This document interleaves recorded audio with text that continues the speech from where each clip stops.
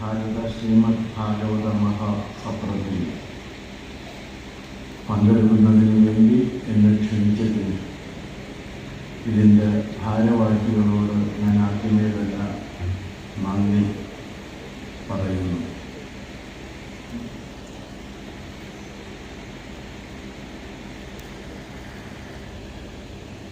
ഭാഗവതം നമുക്കെല്ലാം അറിയാവുന്നതുപോലെ മരണഭയം ഇല്ലാതെയാക്കുന്നതിന് വേണ്ടി രചിക്കപ്പെട്ട ഒരു കൃതിയാണ്. ജനിച്ചപ്പോൾ തന്നെ മരിച്ചുപോയ ഒരുവൻ മഹാഭാഗ്യം കൊണ്ട് രക്ഷപ്പെട്ടതിന് ശേഷം പിന്നീട് മരണം വരും എന്നറിഞ്ഞപ്പോൾ അദ്ദേഹം വല്ലാതെ ഭയക്കുകയും ആ മരണഭയത്തിൽ പെട്ട അദ്ദേഹത്തിന് മരണഭയം എങ്ങനെ ഇല്ലാതെയാക്കാം എന്നുള്ളതിനെക്കുറിച്ച് അവബോധം നൽകുന്നതിന് വേണ്ടിയാണ് ഭാഗവതം രചിക്കപ്പെട്ടത്. എല്ലാവരെയും എപ്പോഴും ഭരിക്കുന്നത് ഈ മരണഭയം തന്നെയാണ്. മരണഭയത്തെ ഇല്ലാതെയാക്കി കഴിഞ്ഞാൽ പിന്നെ വേറെ ഒരു ഭയവും ഉണ്ടാകില്ല എന്നാണ് രാമായണത്തിൽ ഹനുമാൻ പറയുന്നത്. രാവണന്റെ മുൻപിൽ പോയിരിക്കുമ്പോൾ രാവണൻ ഭയപ്പെടുത്താൻ വേണ്ടി പരിശ്രമിക്കുമ്പോൾ പറയുന്നുണ്ട്, ഇങ്ങനെയൊന്നും എന്നെ ഭയപ്പെടുത്തേണ്ട, എനിക്ക് മരണഭയമില്ലാത്തവനാണ്. മരണഭയമില്ലാത്തവനെ പിന്നെ നിങ്ങൾക്ക് എങ്ങനെ ഭയപ്പെടുത്താൻ കഴിയും എന്ന് ചോദിക്കുന്നുണ്ട്. പക്ഷേ നമ്മുടെ എല്ലാ അവസ്ഥ അങ്ങനെയല്ല. നമ്മളെല്ലാവരും ഒരു തരത്തിൽ അല്ലെങ്കിൽ മറ്റൊരു തരത്തിൽ മരണഭയത്തിന് കീഴടങ്ങി ജീവിക്കുന്നവരാണ് എന്നുള്ളതാണ് വസ്തുത. അതുകൊണ്ടാണ് ഭാഗവതത്തിൻ്റെ നിരന്തര പാരായണം അനിവാര്യമാണ് എന്ന് ആചാര്യന്മാരൊക്കെ വിധിക്കുന്നതും അതനുസരിച്ച് നമ്മിൽ പലരും പ്രവർത്തിക്കുന്നത്. ഇതിൻ്റെ ഭാഗമായിട്ടാണ് ഈ ഭാഗവതത്തെക്കുറിച്ച് ഒരു മഹാസത്രം സംഘടിപ്പിക്കുന്നത് എന്ന കാര്യവും നാം ഓർക്കണം. ഇത്രയേറെ ക്ലേശം സഹിച്ച് ഈ സത്രത്തിന് സംഘാടന നേതൃത്വം നൽകുന്ന ഇതിൻ്റെ ഭാരവാഹികളെ ഞാൻ ഈ സന്ദർഭത്തിൽ ഹൃദയപൂർവ്വം അഭിനന്ദിക്കട്ടെ. കാരണം അവർ ഇതെല്ലാം കഴിഞ്ഞു പോയാലും ആരും അങ്ങനെ പറയാറില്ല എന്നുള്ളത് അവർക്കും എനിക്കും അറിയാവുന്ന കാര്യമാണ്. അഭിനന്ദിക്കണം എന്നുണ്ടെങ്കിൽ പോലും ഇപ്പോൾ നമ്മളോട് ആരോടെങ്കിലും കൊടുക്ക് ഒരു കയ്യടി എന്ന് പറയുമ്പോഴാണല്ലോ കയ്യടിക്കുന്നത്. അതുവരെ മിണ്ടാതിരിക്കാനില്ല. മുൻപ് കയ്യടിക്കുക എന്ന് പറയുന്നതും കൂവുക എന്ന് പറയുന്നതുമൊക്കെ മനുഷ്യൻ സ്വാഭാവികമായി ചെയ്തിരുന്ന ഒരു കാര്യമാണ്. ഇപ്പം കയ്യടിക്കാനും പറ്റുന്നില്ല, കൂകാനും പറ്റാത്ത ഒരു അന്തരീക്ഷത്തിലാണ് നമ്മൾ ജീവിച്ചുകൊണ്ടിരിക്കുന്നത്. അതെന്തോ ആയിക്കോട്ടെ, അതതിൻ്റെ രീതിയിലൊക്കെ നടക്കും. ഞാൻ നിങ്ങളോട് സംസാരിക്കാൻ ആഗ്രഹിക്കുന്ന ഒരു കാര്യം ഈ എന്താണ് വേദം എന്നുള്ളതാണ്. പലപ്പോഴും നമ്മൾ ധരിച്ചിരിക്കുന്നത് ഇതെന്തോ കുറേ വേദവാക്യങ്ങളുണ്ട്, എഴുതപ്പെട്ടിരിക്കുന്ന കുറേ ഭാഷയിൽ എഴുതപ്പെട്ടിരിക്കുന്ന കുറേ വാക്യങ്ങളുണ്ട്, അത് സംസ്കൃതത്തിലാണ് ഉണ്ടായിട്ടുള്ളത്. ആ സംസ്കൃതത്തിൽ എഴുതപ്പെട്ടിരിക്കുന്ന വാക്യങ്ങളെയാണ് വേദങ്ങൾ എന്ന നിലക്ക് നമ്മൾ മനസ്സിലാക്കുന്നത്. ഞാൻ അതിനെ അങ്ങനെയല്ല മനസ്സിലാക്കിയിട്ടുള്ളത്. വേദം എന്ന് പറഞ്ഞാൽ അനുഭവം എന്ന ഒരർത്ഥം കൂടി അതിനുണ്ട്. നമ്മുടെ അനുഭവത്തെയും നമ്മൾ വേദം എന്നാണ് പറയുന്നത്. ആ അനുഭവത്തെ ആസ്പദമാക്കിയാണ് നമ്മുടെ ഋഷി പരമ്പര വേദം പറഞ്ഞിരിക്കുന്നത്. അതുകൊണ്ടാണ് വേദമന്ത്രങ്ങൾക്ക് സ്രഷ്ടാക്കളില്ല, ദൃഷ്ടാക്കളേ ഉള്ളത്. എന്താ വ്യത്യാസം? സൃഷ്ടാവ് എന്ന് പറഞ്ഞു കഴിഞ്ഞാൽ ഇത് ഉണ്ടാക്കിയെടുത്ത് നമ്മുടെ മുന്നിൽ കൊണ്ടുവന്ന് അവതരിപ്പിക്കുന്നതാണ്. നമ്മുടെ ഋഷിമാർ പറയുന്നത് ഞങ്ങൾ അതല്ല ചെയ്തിരിക്കുന്നത്, ഞങ്ങൾ എന്താണോ കണ്ടത് കണ്ട രീതിയിൽ അവതരിപ്പിച്ചിരിക്കുന്നു എന്നുള്ളതാണ്. രണ്ടും രണ്ടാണ്. ഇത് വേദത്തെക്കുറിച്ചുള്ള ഏറ്റവും സുപ്രധാനമായ ഒരു കാര്യമാണ് എന്ന കാര്യം നാം മറക്കരുത്. കാരണം വേദം ഏതെങ്കിലും ആരോഹണ അവരോഹണ ക്രമത്തിൽ ചൊല്ലി ശീലിക്കാനുള്ള ഒന്നല്ല. വേദം അനുഭവമാണ് എന്ന് പറയുമ്പോൾ വേദം വായിക്കുന്ന ഒരാൾ ആ അനുഭവം ഉണ്ടായിരിക്കണം എന്ന അർത്ഥം കൂടി അതിനുണ്ട്. അല്ലെങ്കിൽ വെറുതെ വാക്കുകളൊക്കെ ഇങ്ങനെ വായിച്ചു പോകും, ഒന്നും മനസ്സിലാക്കുകയില്ല. അതിലൊരു വലിയ വ്യത്യാസം എന്താണെന്ന് വെച്ച് കഴിഞ്ഞാൽ, നമ്മുടെ കേരളത്തിൽ ശങ്കരാചാര്യർക്ക് ശേഷം വേദത്തെ ആസ്പദമാക്കിയുള്ള മഹത്തായ സംഭാവനകൾ പിന്നീട് വരുന്നത് ശ്രീനാരായണ ഗുരുദേവൻ വരുമ്പോഴാണ് എന്നുള്ളതാണ് വസ്തുത. എഴുത്തച്ഛൻ്റെ ഒരു പാരമ്പര്യമുണ്ട്, അത് കാണാതെ അല്ല ഞാൻ പറയുന്നത്.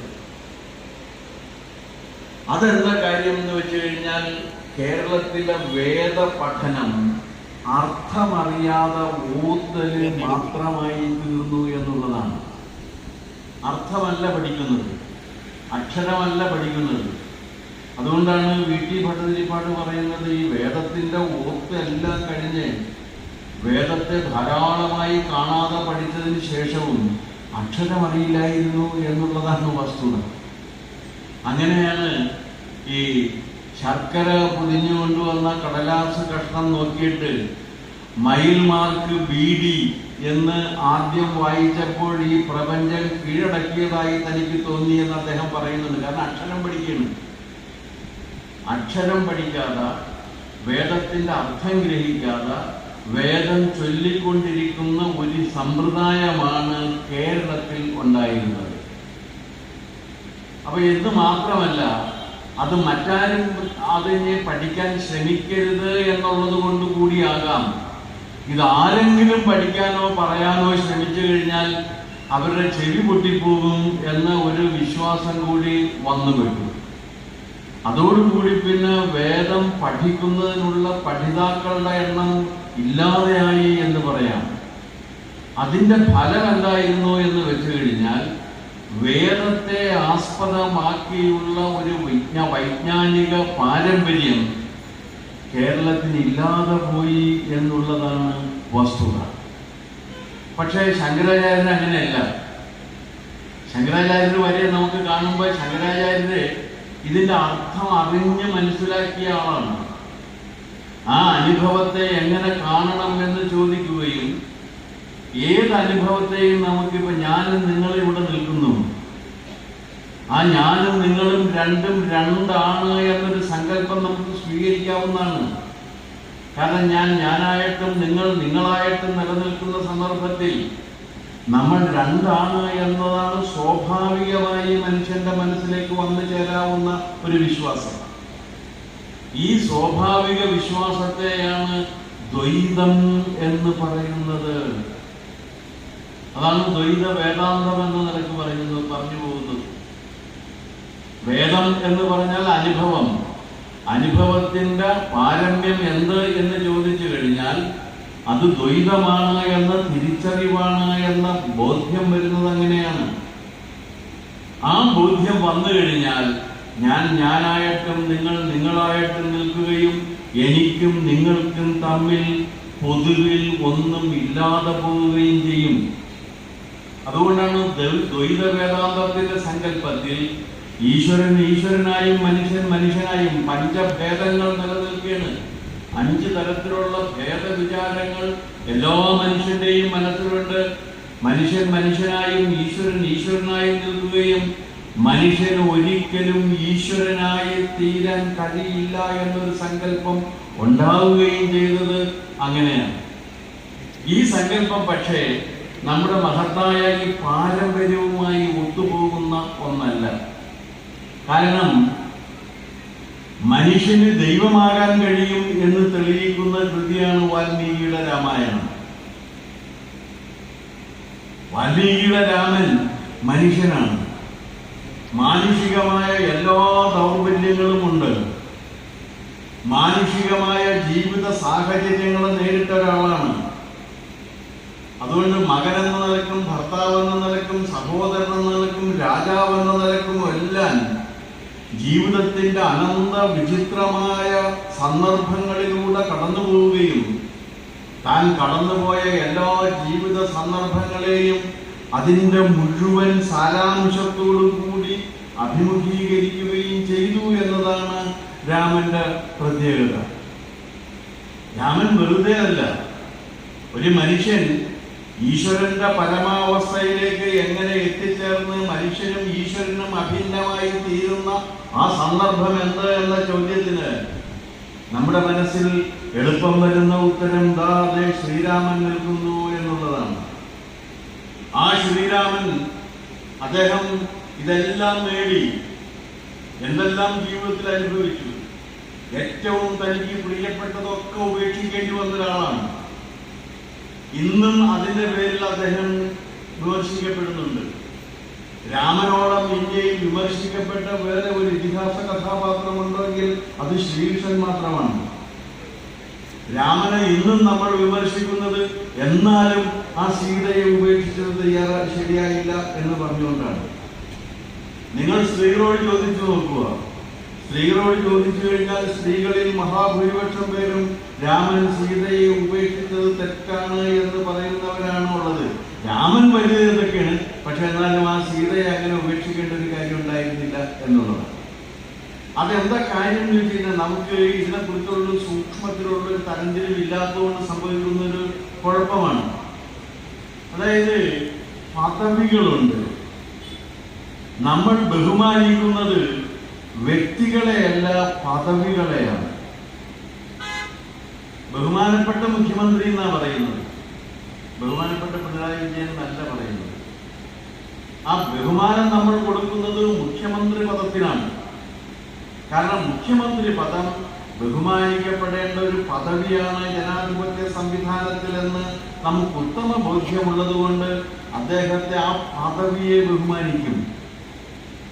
ഈ പദവിയിൽ ഒരു വ്യക്തി വന്നിരിക്കും എന്നതുകൊണ്ട് പദവിയിൽ നിന്ന് മനുഷ്യൻ പ്രതീക്ഷിക്കുന്ന ചില പെരുമാറ്റങ്ങളുണ്ട്. ആ പെരുമാറ്റങ്ങളിൽ മാറ്റം വരാൻ പാടില്ല. ചക്രവർത്തിയുടെ രാമൻ ചക്രവർത്തിയാണ്.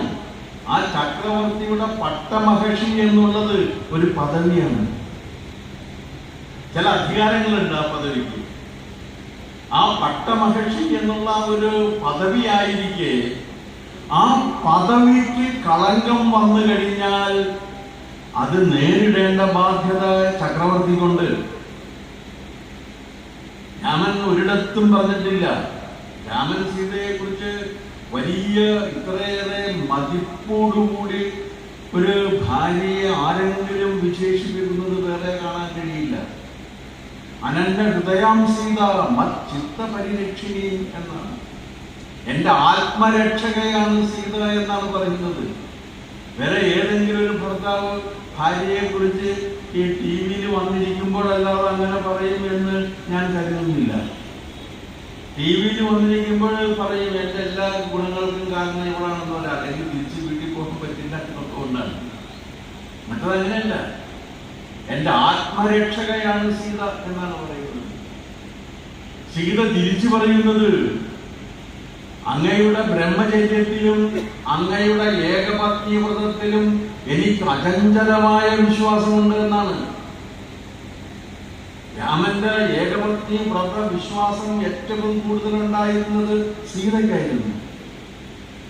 പക്ഷെ ഉപേക്ഷിക്കാനുള്ള കാരണം പട്ടമഹർഷിയുടെ സ്വഭാവത്തെ കുറിച്ച് ജനങ്ങൾക്ക് സംശയമുണ്ടെങ്കിൽ രാജാവിന്റെ വ്യക്തിപരമായ ഇഷ്ടാനിഷ്ടങ്ങൾക്കൊത്ത് ആ സംശയത്തെ നിരാകരിക്കാൻ പാടില്ല.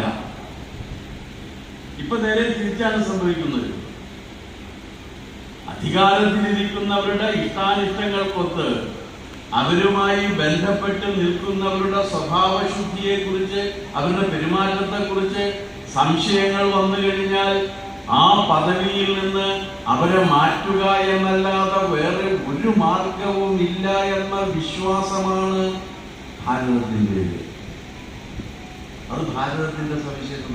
അതുകൊണ്ടാണ് യഥാ രാജ തഥാ പ്രജ എന്ന് പറഞ്ഞിരിക്കുന്നത്. മറ്റവര് പറയുന്നത് അങ്ങനെയല്ല.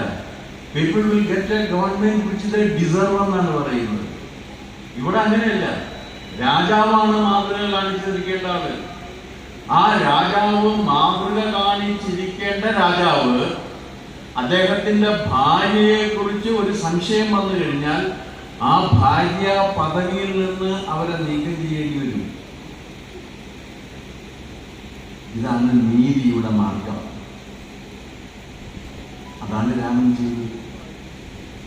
അത് ചെയ്യുന്ന സമയത്ത്, അത് വാൽമീകി രാമായണം വായിച്ചു പോകുമ്പോൾ നമ്മൾ ആ സന്ദർഭങ്ങളിലൊക്കെ വായിച്ചു പോകുമ്പോഴൊക്കെ നമ്മൾ കരഞ്ഞു പോകും. കാരണം സീതയെ ഉപേക്ഷിക്കാനുള്ള തീരുമാനമെടുത്തതിന് ശേഷം സിംഹം അലറുന്നതുപോലെ അലറിക്കരയിൽ രാമൻ. അവിടെയാണ് പറയുന്ന അനന്യ ഹൃദയാം സീതാം മച്ചിത്തപരിരക്ഷിണിയും, എന്റെ ആത്മരക്ഷകയാണ് അവൾ. ആ ആത്മരക്ഷകയെ പോലും ഉപേക്ഷിക്കേണ്ടി വരുന്നു. എപ്പോൾ? രാജാവ് എന്ന പദവി വഹിക്കുന്ന സന്ദർഭത്തിൽ വ്യക്തിപരമായ ഇഷ്ടാനിഷ്ടങ്ങൾ വരുമ്പോൾ, വ്യക്തിപരമായ ഇഷ്ടാനിഷ്ടങ്ങൾക്കല്ല, ആ പദവി നിഷ്കർഷിക്കുന്ന ധാർമ്മിക വ്യവസ്ഥയ്ക്കാണ് പ്രാധാന്യം കൊടുക്കേണ്ടത് എന്ന മഹാസംസ്കാരം ലോകത്തിന് കാണിച്ചു കൊടുത്തൊരു രീതിയുണ്ട്. ഞാൻ പറഞ്ഞത്, ഇങ്ങനെയൊക്കെ ചെയ്താണ് മനുഷ്യൻ ഈശ്വരനായി തീരുന്ന മഹാത്ഭുതം നമ്മൾ രാമായണത്തിൽ കാണുന്നത്. എല്ലാ രംഗത്തും കരയുന്നുണ്ട്, ചിരിക്കുന്നുണ്ട്. സീതയെ രാവണൻ കൊണ്ടുപോയി കഴിഞ്ഞപ്പോഴേക്കും ആരണ്യകാണ്ഡത്തിൽ നാം കാണുന്ന രാമൻ വിങ്ങിപ്പൊട്ടി കരഞ്ഞുകൊണ്ടാണ് ഇരിക്കുന്നത്. ആകെ സമാശ്വസിപ്പിക്കാൻ ഒരാളെ ഉള്ളു, അതാരാണ്? ലക്ഷ്മണൻ മാത്രം. വേറെ ആരും സമാശ്വസിപ്പിക്കാനില്ല. മറ്റാരും സമാശ്വസിപ്പിക്കാനില്ലാത്തപ്പോൾ രാജ്യവും ജനങ്ങളും തന്റെ പ്രിയപത്നിയെയും ഉപേക്ഷിക്കപ്പെടേണ്ടി വരുന്ന, അല്ലെങ്കിൽ തനിക്ക് അന്യമാക്കപ്പെടേണ്ടി വരുന്ന സന്ദർഭത്തിലൂടെ കടന്നു പോകുന്ന ഒരു മനുഷ്യന്റെ ദീന അനുഭവങ്ങൾ മുഴുവൻ അനുഭവിച്ചറിഞ്ഞതിന് ശേഷമാണ് രാമൻ അവതാര പുരുഷനായി തീരുന്നത്. അവിടെ മനുഷ്യൻ ദൈവം ആണ്.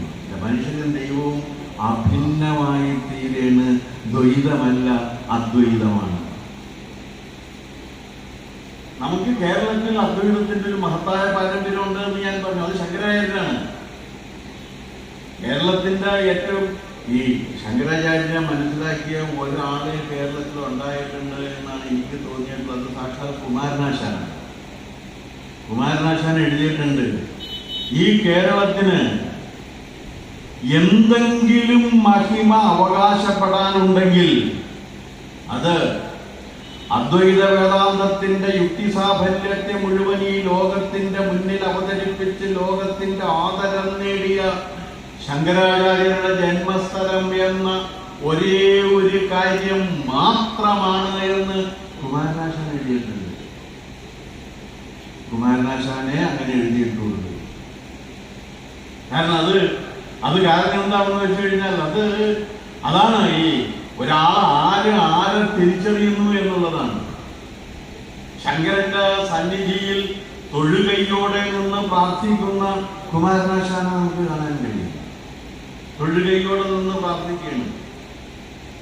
ആ ശങ്കരാചാര്യരാണ് അദ്വൈത വേദാന്തത്തിന്റെ യുക്തിസാഫല്യം മുഴുവൻ ആവിഷ്കരിച്ചുകൊണ്ട് ഈ പ്രപഞ്ചത്തിന് ഇങ്ങനെ ഒരു അദ്വൈത നിയമമുണ്ട്, ഞാനും ഈ മണൽത്തരിയും അഭിന്നമാണ് എന്ന അനുഭൂതി ഓരോ ജീവജാലങ്ങളിലും ഉണ്ട് എന്ന തത്വം യുക്തിപൂർവം ലോകത്തിന് ബോധ്യപ്പെടുത്തി കൊടുത്തത് ശങ്കരാചാര്യനാണ്. പക്ഷേ നമ്മൾ ശങ്കരാചാര്യരെ കുറിച്ച് പറയുമ്പോൾ പറയുന്നത് ശങ്കരാചാര്യനാണ് ഈ ലോകത്തിന്റെ, കേരളത്തിന്റെ എല്ലാ കുഴപ്പങ്ങൾക്കും കാരണം എന്നാണ് നമ്മൾ ധരിച്ചു വശായിരിക്കുന്നത്. ശങ്കരാചാര്യരെ കുറിച്ച് എന്തെങ്കിലും നല്ല വാക്ക് പറഞ്ഞു കഴിഞ്ഞാൽ അതിൻ്റെ പേരിൽ ഒരുപാട് ശകാരം കേട്ടിട്ടുള്ള ഒരാളാണ് ഞാൻ. പക്ഷേ എനിക്ക് ആ ശകാരം കേൾക്കുന്നത് ഇഷ്ടമാണ് എന്നുള്ളതാണ് വസ്തുത. കാരണം ശങ്കരാചാര്യരെ അതുപോലെ നമ്മുടെ മഹാസംസ്കാരത്തിന് കരുത്ത് നൽകിയ ഒരാളാണ്. ഈ ഭാരതം മുഴുവൻ സഞ്ചരിച്ചുകൊണ്ട് തെക്കും വടക്കും കിഴക്കും പടിഞ്ഞാറും 4 ട്രാൻസ്മിറ്റിംഗ് സെന്റേഴ്സ് സ്ഥാപിച്ചത് ശങ്കരാചാര്യരാണ്. 4 മഠങ്ങൾ. ആ ട്രാൻസ്മിറ്റിംഗ് കേന്ദ്രത്തിൽ നിന്നാണ് നമ്മുടെ മഹാസംസ്കാരത്തിന്റെ ഭാവം ഈ ലോകം മുഴുവൻ പ്രസരിപ്പിക്കപ്പെട്ടത്. ഈ രാജ്യത്തെ അഖണ്ഡമായ ഒരു ഏകകമായി എല്ലാ വൈദേശികമായ ആക്രമണങ്ങളെയും ചെറുത്ത് തോൽപ്പിച്ച് നിൽക്കാനുള്ള ആധ്യാത്മികമായ കരുത്ത് നൽകിയത് ശങ്കരാചാര്യരുടെ ആധ്യാത്മിക സിദ്ധിയും ആ സിദ്ധി പ്രസരിപ്പിക്കുന്നതിന് വേണ്ടി അദ്ദേഹം സ്ഥാപിച്ച മഠങ്ങളുമാണ്. ശങ്കരാചാര്യരെ കുറിച്ച് ഇനി നമുക്ക് എത്ര വേണമെങ്കിലും പറഞ്ഞു പോകാം. ആ ശങ്കരാചാര്യര് ഈ അദ്വൈതത്തെ കുറിച്ച് പറഞ്ഞു. ആ അദ്വൈതത്തിന്റെ സംസ്കാരം നമ്മുടെ ആരാധനയിലും കടന്നു വന്നിട്ടുണ്ട് എന്നുള്ളതാണ് വസ്തുത. അതിന്റെ ഏറ്റവും നല്ല ഉദാഹരണമാണ് ശബരിമല. ശബരിമലയിൽ മാത്രം കാണുന്ന ഒരു സവിശേഷതയുണ്ട്. എന്താണത്? പുറത്ത് തൊഴുതു നിൽക്കുന്ന ആളാരാണ്? അയ്യപ്പൻ. അകത്തിരിക്കുന്ന ആളാരാണ്? അയ്യപ്പന് തൊഴുതു നിൽക്കുന്ന ഒരേ ഒരു ആരാധനാ ക്ഷേത്രമാണ് ശബരിമല. അതുകൊണ്ടാണ് അവിടെ തത്വമസി എന്ന് എഴുതിയിരിക്കുന്നത്. അതുകൊണ്ടാണ് ആ ശബരിമലയെ തൊട്ട് കഴിഞ്ഞാൽ എനിക്ക് പൊള്ളും. കാരണം ഞാൻ ജീവിക്കുന്ന ഒരു മഹാസംസ്കാരത്തിന്റെ ആരാധനാലയമായി നിലകൊള്ളുന്ന ശബരിമല എന്റെ ആത്മാഭിമാനത്തിന്റെ മാത്രമല്ല, എന്റെ ആത്മവിചാരത്തിന്റെയും ഭാഗമാണ് എന്നതുകൊണ്ടാണ് ശബരിമല ക്ഷേത്രത്തിലേക്ക് എല്ലാവരും കയറിക്കോ എന്ന് പറഞ്ഞപ്പോ അത് പറ്റില്ല എന്ന് പറഞ്ഞ് ആദ്യത്തെ പത്രസമ്മേളനം നടത്തിയത് ഞാനാണ്. എന്റെ കൂടെ പത്രസമ്മേളനത്തിന് വരാൻ ഒരാളും തയ്യാറായില്ല. പിന്നെ ആരുടെ കൂടെയും വരുന്ന ഒരു മുത്തു ഉണ്ടായിരുന്നു. അപ്പൊ ഞാൻ അവനെ വിളിച്ചു. ഞാൻ BJP ആയിട്ടിരിക്കുന്ന ഒരു ബന്ധമില്ല. ഞാൻ അവനെ വിളിച്ചു. പക്ഷെ അതിനൊരു വലിയ ഗുണം കിട്ടി. എന്താണെന്ന് അറിയാമോ? 253 ക്രിമിനൽ കേസുകളാണ് അതിന്റെ പേരിൽ എനിക്കെതിരെ ബഹുമാനപ്പെട്ട മുഖ്യമന്ത്രി പിണറായി വിജയൻ ചാർത്തി തന്ന് എന്നെ അനുഗ്രഹിച്ചത്. അദ്ദേഹത്തോട് ഞാൻ നന്ദി പറയുന്നു. 253 അല്ല, സഹസ്ര കോടി ക്രിമിനൽ കേസുകൾ എന്റെ മേൽ ചാർത്തി തന്നാലും ശബരിമല ക്ഷേത്രം ഒരു മഹാസംസ്കാരത്തിന്റെയും ഒരു മഹാദർശനത്തിന്റെയും നേർക്കാഴ്ചയാണ് എന്നും അതിന്റെ വിശുദ്ധിയെ തകർക്കാൻ ഒരാളെയും അനുവദിക്കില്ല എന്ന് പറയാൻ എനിക്കൊരു മടിയില്ല. അതല്ലാതെ ഇവർക്കിത് മനസ്സിലാകാത്തൊരു കാര്യമുണ്ട്. അത് ഭാരതത്തിന്റെ സവിശേഷതയാണ്. 1000 അയ്യപ്പ ക്ഷേത്രങ്ങളുണ്ടെങ്കിൽ 1000 തരത്തിലുള്ളതാണ്. ഒരു ക്ഷേത്രം ഇപ്പൊ ഇവിടെ തന്നെ എത്ര ദേവീക്ഷേത്രങ്ങളുണ്ട്? എന്നോട് അദ്ദേഹം പറഞ്ഞു ഇത് കൊടുങ്ങല്ലൂരുമായിട്ട് തന്നെ ബന്ധമുണ്ടെന്ന്. രണ്ടുപേരെയും ഇപ്പൊ ഞാൻ അവിടെ ഒരു സ്വകാര്യ സംഭാഷണം നടത്തിക്കൊണ്ടിരിക്കെ പറഞ്ഞു. പക്ഷെ കൊടുങ്ങല്ലൂരല്ല ചമനാട്ടമ്മയുടെ ക്ഷേത്രം. ഭഗവതി ക്ഷേത്രങ്ങൾ ഓരോന്നാണ്. ഓരോ കൃഷ്ണക്ഷേത്രങ്ങളും ഓരോന്നാണ്. ഓരോ ശിവക്ഷേത്രങ്ങളും ഓരോന്നാണ്. ആ ക്ഷേത്രം എന്ത് എന്ന് നിർണയിക്കുന്നത് ആ ക്ഷേത്രത്തിന്റെ പ്രതിഷ്ഠയിൽ നമ്മൾ ഉപയോഗിക്കുന്ന മൂലമന്ത്രമാണ്. ഓരോ അയ്യപ്പ ക്ഷേത്രത്തിന്റെയും മൂലമന്ത്രം വ്യത്യസ്തമാണ്. ആ വ്യത്യസ്തത അയ്യപ്പ ക്ഷേത്രങ്ങൾക്കെല്ലാം ബാധകമാണ്. അല്ലാതെ ഒരയ്യപ്പ ക്ഷേത്രം ഇത്രയേറെ അയ്യപ്പ ക്ഷേത്രങ്ങളുണ്ടല്ലോ എന്ന് ഈ കേസ് കേട്ടുകൊണ്ടിരിക്കെ ഈ വക കാര്യങ്ങളെ കുറിച്ച് യാതൊരു വിവരവുമില്ലാത്ത ഒരു സുപ്രീം കോടതി ജഡ്ജി ചോദിച്ചതായിട്ടും ഞാൻ വായിച്ചു പത്രത്തിൽ. ഒട്ടേറെ അറിവുള്ള പട്ടേര് പറഞ്ഞാലും പട്ടാങ്കമൊത്തിലെ തെറ്റെന്നേ കരുതാവൂ എന്നാണ് എല്ലാ അധ്യാപകരും, ഞങ്ങളുടെ മഹാന്മാരായ അധ്യാപകർ സ്കൂളിൽ പഠിപ്പിച്ചിട്ടുള്ളത്. അത് ഞാൻ ഇന്ന് വരെ തെറ്റിച്ചിട്ടില്ല. പറഞ്ഞത് സുപ്രീം കോടതി ജഡ്ജിയാണെങ്കിലും ആ പറഞ്ഞ കാര്യം വിഡ്ഢിത്തമാണ് എന്ന് പറയാതിരിക്കാൻ നിർവാഹമില്ല. കാരണം ഓരോ അയ്യപ്പ ക്ഷേത്രങ്ങളും ഓരോന്നാണ്. ഓരോ അയ്യപ്പ ക്ഷേത്രങ്ങൾക്കും അതിൻ്റെ അടിസ്ഥാന മാതൃകകളുണ്ട്. ആ അടിസ്ഥാന മാതൃകകളെ നമുക്ക് സംരക്ഷിക്കണമെന്നും അതിൽ മാറ്റം വരുത്തണമെന്നുണ്ടെങ്കിൽ അതിന് നടപടിക്രമങ്ങളുണ്ട്. ഇപ്പൊ ഈ ക്ഷേത്രത്തിന്റെ ആചാരാനുഷ്ഠാനത്തിൽ ഏതെങ്കിലും തരത്തിലുള്ള മാറ്റം വരുത്തണമെന്നതിന്റെ ഭരണകർത്താക്കൾ ആഗ്രഹിച്ചു കഴിഞ്ഞാൽ അതിന് ദേവപ്രശ്നം വെക്കണം, അല്ലെങ്കിൽ അക്കൗണ്ടിലെ പ്രശ്നം വെക്കണം. അവരിൽ ചർച്ച ചെയ്യണം. ചർച്ച ചെയ്തിട്ട് ദേവന്റെ പ്രീതി വാങ്ങിക്കണം, സമ്മതം വാങ്ങിക്കണം. ആ ദേവപ്രീതി കിട്ടി, ഈ പറയുന്ന കാര്യം ദേവന് സമ്മതമാണ് എന്നുള്ള കാര്യം പ്രശ്നത്തിൽ തെളിഞ്ഞാൽ മാത്രമേ മാറ്റം വരുത്താൻ കഴിയൂ, അല്ലെങ്കിൽ സാധ്യമല്ല. അപ്പൊ ഈ പ്രശ്നം വെക്കുന്ന സമയത്ത് വ്യാഴം അനുകൂല ഭാവത്തിൽ നിൽക്കണം. 3-ാം ഭാവത്തിൽ വ്യാഴം നിന്ന് കഴിഞ്ഞാൽ ദൈവാധീനമില്ല എന്ന് ജ്യോതിഷന്മാർ പറയും. എനിക്ക് അനുകൂലമല്ല, കാര്യം നടക്കില്ല എന്നാണ് പറഞ്ഞത്. വിഘ്നമുണ്ട്, കാര്യം നടക്കില്ല. ഞാനന്ന് ചോദിച്ച ചോദ്യം, ശബരിമലയിലെ ആചാരാനുഷ്ഠാനം മാറ്റുന്നതിന് വേണ്ടി ദേവപ്രശ്നം വെച്ച സമയത്ത് വ്യാഴം 3-ന് മറഞ്ഞു നിൽക്കുകയാണ്. ഏതെങ്കിലും ഒരു സുപ്രീം കോടതി ജഡ്ജിക്ക് ഒരു ഉത്തരവിടാൻ പറ്റുമോ? 3-ൽ മറഞ്ഞു നിൽക്കുന്ന വ്യാഴത്തെ അറസ്റ്റ് ചെയ്ത് 11 എത്തിക്കാൻ പറയാൻ പറ്റുമോ? ആ വ്യാഴം നിങ്ങൾ എന്ത് നോക്കി നിൽക്കുകയാണ്? DGPയെ വിളിക്കൂ, എന്നിട്ടൊരു ഓർഡർ കൊടുക്കുക. വ്യാഴം അവിടെ 3-ൽ മറഞ്ഞു നിൽക്കുകയാണ്, വ്യാഴത്തിന് ഈ പണി പറ്റില്ല, അതിനെ അറസ്റ്റ് ചെയ്ത് കൊണ്ടുവന്ന് 11 നിർത്താൻ പറയാൻ പറ്റുമോ? ചില കാര്യങ്ങൾ അതിൻ്റെ രീതികളുണ്ട്. അത് ഭാരത സംസ്കാരത്തിൻ്റെയും നമ്മുടെ ജീവിത രീതികളുടെയും സവിശേഷതയാണ്. ആ സംസ്കാരവും ജീവിത രീതിയും ഉൾക്കൊണ്ടുകൊണ്ട് നിൽക്കുന്ന അദ്വൈത വേദാന്തത്തിൻ്റെ ഒരു ക്ഷേത്ര ആചാര എന്ന് ചോദിച്ചു കഴിഞ്ഞാൽ നമ്മുടെ മനസ്സിലേക്ക് ഉടനെ കടന്നു വരുന്നത് ശബരിമലയാണ്. അദ്വൈതത്തിൻ്റെ ആചാരമാണ് അവിടെ കാണുന്നത്. അദ്വൈതം എന്താണ് പറയുന്നത് എന്ന് വെച്ച് കഴിഞ്ഞാൽ, നമ്മളെല്ലാവരും ആഗ്രഹിക്കുന്നൊരു കാര്യം, യക്ഷപ്രശ്നത്തിൽ, മഹാഭാരതത്തിൽ യക്ഷപ്രശ്നം എന്നൊരു അതിൽ ധർമ്മപുത്രരോട് യക്ഷൻ ചോദിക്കുന്ന ചോദ്യങ്ങളിൽ ഒന്ന്, എന്താണ് ലോകത്ത് കാണുന്ന മഹാത്ഭുതം എന്നാണ്.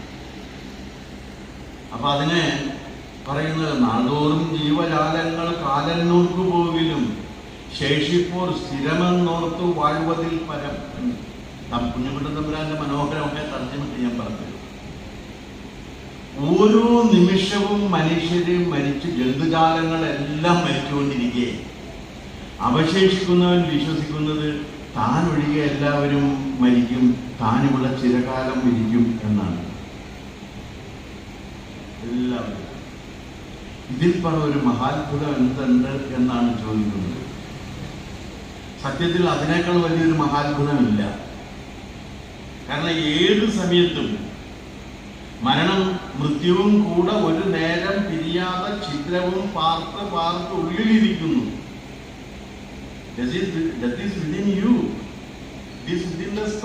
അത് നിങ്ങൾക്ക് ഉള്ളിലിരിക്കുകയാണ്. നിനക്ക് ജന്മം കിട്ടിയ ബീജത്തിൽ നിന്റെ മരണവും നിർലീനമാണ്. ആ നിമിഷം മുതൽ, ജീവിച്ചു തുടങ്ങുന്ന ആ നിമിഷം മുതൽ നമ്മുടെ മരണവും ആരംഭിച്ചു കഴിഞ്ഞു. ജനനം തുടങ്ങുന്ന ആ നിമിഷം മുതൽ മരണവും ആരംഭിച്ചു കഴിഞ്ഞെങ്കിലും മരണത്തെ കുറിച്ച് ഓർക്കുമ്പോൾ മതിമറക്കം എന്നാണ്, ഇല്ല അതല്ലേ? മരണകാലത്തെ ഭയത്തെ ചിന്തിച്ചാൽ മതിമറന്നു പോകും മനമെല്ലാം എന്നാണ് പറയുന്നത്. മതിമയക്കം സംഭവിക്കുന്നു. കാരണം മരണം എനിക്കൊഴികെ ബാക്കി എല്ലാവർക്കും മരണം എന്നാണ്. ആ മരണത്തെ അതിജീവിക്കണം എന്ന് എങ്ങനെ കഴിയും എന്നുള്ള ചോദ്യത്തിന് കൃത്യവും യുക്തവുമായ മറുപടി നൽകിയിരിക്കുന്നത് നമ്മുടെ ഭാരത സംസ്കാരത്തിൽ അദ്വൈത വേദാന്ത ചിന്തയാണ്. ഞാൻ അതിലേക്കാണ് വരുന്നത്. നമ്മൾ ചത്തുപോകും എന്ന് പറയുമ്പോൾ ഓരോന്ന് ചിന്തിച്ചിരിക്കവേ ചത്തുപോകുന്നു, പാവം ശിവ ശിവ. ഇതില് ചത്തുപോയി, ഇപ്പൊ ചത്തുപോകുന്നൊക്കെ പറഞ്ഞു കഴിഞ്ഞാല് നമ്മുടെ പുതിയ മാധ്യമ സംസ്കാരം വന്നപ്പോഴേക്ക് എന്തോ അശ്ലീലം പറയുന്ന രീതിയിലാണ് ആളുകൾ നോക്കുന്നത്. അയ്യോ ചത്തുപോയി, മരണപ്പെട്ട് എന്ന് പറഞ്ഞാലേ ശരിയാവുള്ളൂ. മരണം തന്നെ പെടലല്ലേ, പിന്നെ അതിനകത്ത് വേറൊരു പെടലും കൂടി വേണം. അപ്പൊ പത്രങ്ങളൊക്കെ എഴുതണം മരണപ്പെട്ടുപോയി എന്നാണ് പറയുന്നത്. മരിച്ചുപോയി എന്ന് പറഞ്ഞാൽ പോലെ. മലയാളം അറിയാവുന്നവർക്കാണെങ്കിൽ മരിച്ചുപോയി എന്ന് പറഞ്ഞാൽ മതി.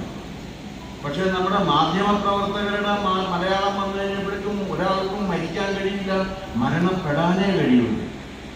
നിങ്ങളെടുത്തു നോക്കിയോ പത്രങ്ങളൊക്കെ മരണപ്പെട്ടുപോയി എന്നാണ് പറയുന്നത്. പക്ഷെ പൂന്താനം പറയുന്നത് യുദ്ധം ഓരോന്ന് ചിന്തിച്ചിരിക്കവേ ചത്തുപോകുന്നു പാവം ശിവ ശിവ എന്നുള്ളത്. അങ്ങനെ ചത്തു കഴിഞ്ഞാൽ നമ്മളെ കൊണ്ട് എന്ത് ചെയ്യും? കത്തിക്കേണ്ടി വരും. കാരണം 24 മണിക്കൂർ കഴിഞ്ഞാൽ ഈ ശരീരം പോലെ ദുസ്സഹമായ ഒരു വസ്തു ഈ പ്രപഞ്ചത്തിലില്ല.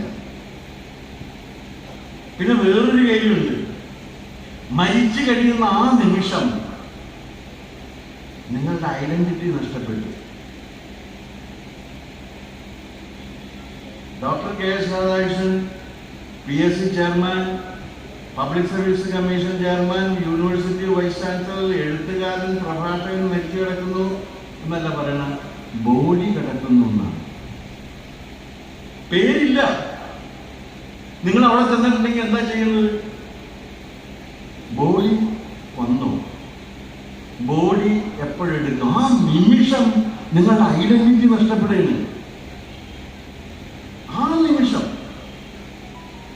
ഇത് കഴിഞ്ഞാൽ നമ്മളെ കൊണ്ട് കത്തിച്ചു കളയും.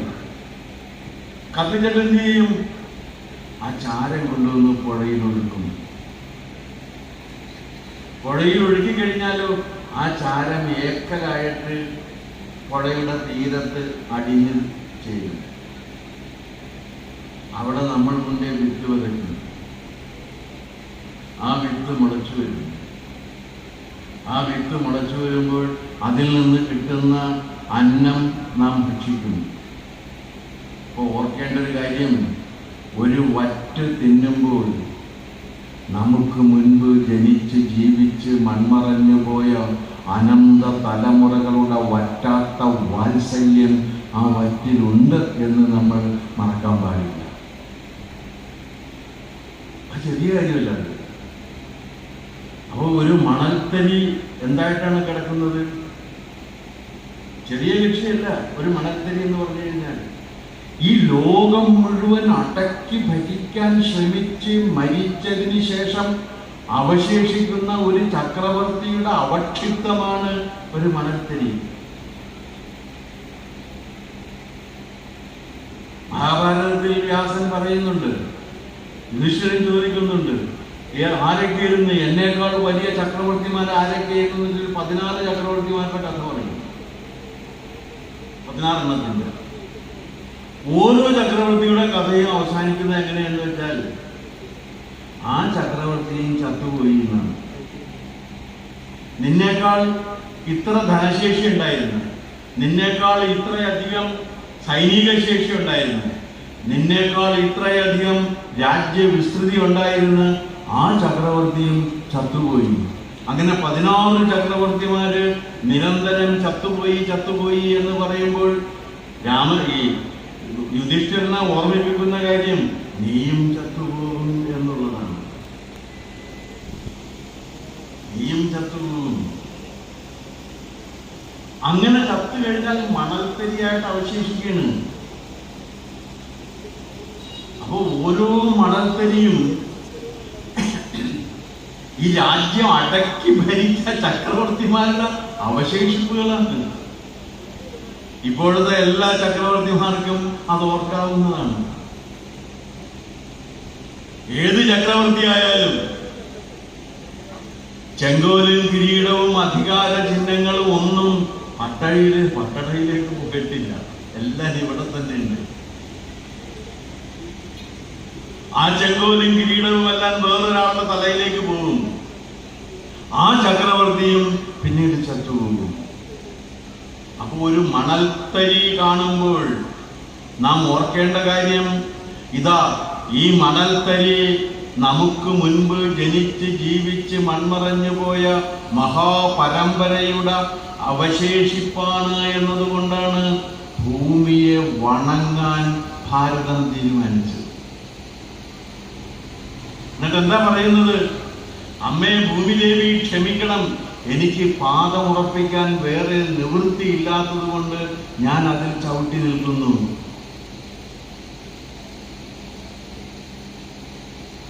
മണൽത്തരി മുതൽ താരയൂഥം വരെയുള്ള പ്രപഞ്ചത്തിലെ പ്രതിഭാസ വൈവിധ്യങ്ങൾ അഭിന്നങ്ങളാണ് എന്ന മഹാദർശനം ലോകത്തിന് സംഭാവന ചെയ്തത് വേദസംസ്കാരമാണ്.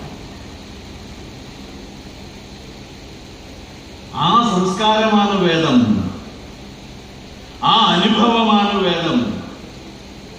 ആ അനുഭവത്തെ വ്യസിച്ചുകൊണ്ട് നമുക്ക് നൽകിയത് വ്യാസനാണ്. അതുകൊണ്ടാണ് 4 വേദങ്ങളായി. പിന്നെ എന്തൊക്കെ വന്നു? ഓരോ വേദത്തിനും അംഗങ്ങളും ഉപാംഗങ്ങളും വന്നു. ഓരോ വേദത്തിലെയും മഹാവാക്യങ്ങൾ വന്നു.